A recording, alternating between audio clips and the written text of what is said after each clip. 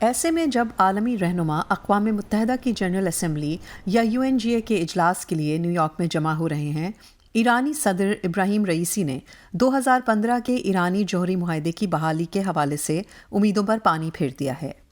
Ebrahim Raisi نے CBS news کے programme 60 minutes میں کہا کہ چونکہ ٹرمپ انتظامیہ یک طرفہ طور پر 2018 میں معاہدے سے دستبردار ہو گئی تھی، اس لیے اب تہران واشنگٹن سے ضمانت چاہتا ہے کہ کسی نئی انتظامیہ کے تحت ایسا دوبارہ نہیں ہوگا۔ وائس آف امریکہ سے بات کرنے والے ایک ایکسپرٹ کے مطابق کسی بھی حالیہ امریکی انتظامیہ کا مستقبل کی انتظامیہ کی طرف سے تہران کو کوئی ضمانت دینا بہت مشکل ہوگا۔ میرے خیال میں ایران کو سمجھنے کی ضرورت ہے کہ اگر وہ واقعی کسی آئندہ سمجھوتے کو مزید پائیدار، مستحکم اور کسی بھی امریکی صدر کے لیے اس سے پیچھے ہٹنا مشکل بنانا چاہتے ہیں، تو یہ اس کے بہترین مفاد میں ہوگا کہ وہ باہمی اعتماد پیدا کرنے کے لیے امریکہ کے ساتھ سیاسی مکالمے کو تیزی سے وسیع کرے۔ وائٹ ہاؤس میں VOA کے ساتھ ایک انٹرویو میں نیشنل سیکیورٹی کونسل کے کوارڈینیٹر جان کربی نے کہا کہ امریکہ اور ایران اس وقت کسی بھی معاہدے پر پہنچنے سے بہت دور ہیں، لیکن وہ اب بھی یہی سمجھتے ہیں کہ ایران جوہری معاہدے یا JCPOA کو بحال کیا جانا چاہیے۔ امریکہ اب بھی JCPOA میں واپس آنے کے لیے اور اس کے دوبارہ نفاذ کے لیے پرعزم ہے،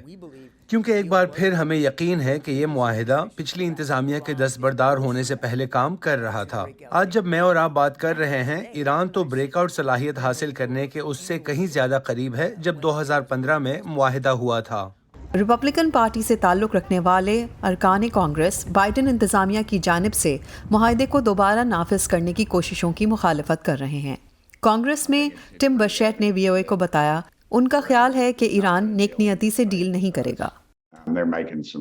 وہ کچھ غیر معقول، غیر حقیقی مطالبات کر رہے ہیں۔ وہ 2015 کے معاہدے کے مکمل معاشی فائدے چاہتے ہیں اور وہ اقوام متحدہ کی تحقیقات کو بند کروانا چاہتے ہیں، جسے انہوں نے ابھی تک ظاہر نہیں کیا۔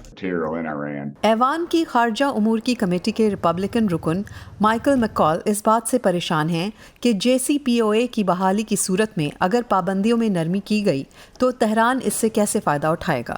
مجھے جس چیز کی فکر ہے وہ یہ ہے کہ اگر ہم پابندیاں ہٹانے والے ہیں اور آپ کے اربوں ڈالر ایران جا رہے ہیں تو ہمیں وہی تجربہ ہوگا جو ہمیں پچھلی بار ہوا تھا، اور وہ شام اور عراق میں دہشت گرد کارروائیوں کی مالی معاونت ہے، اور اسی طرح لبنان اور حماس کی اور یمن میں حوثی باغیوں کی بھی۔ UN جنرل اسمبلی میں فرانس کی وزیر خارجہ کیتھرین کولونا نے ایران سے اپیل کی ہے کہ وہ جوہری معاہدے کی بحالی کے لیے پیش کی گئی تجویز کو قبول کرے۔ انہوں نے انتباہ کیا ہے کہ تہران کو اس سے بہتر پیشکش نہیں ملے گی۔ سنڈی سین کے ساتھ مونا کاظم شاہ، وائس آف امریکہ۔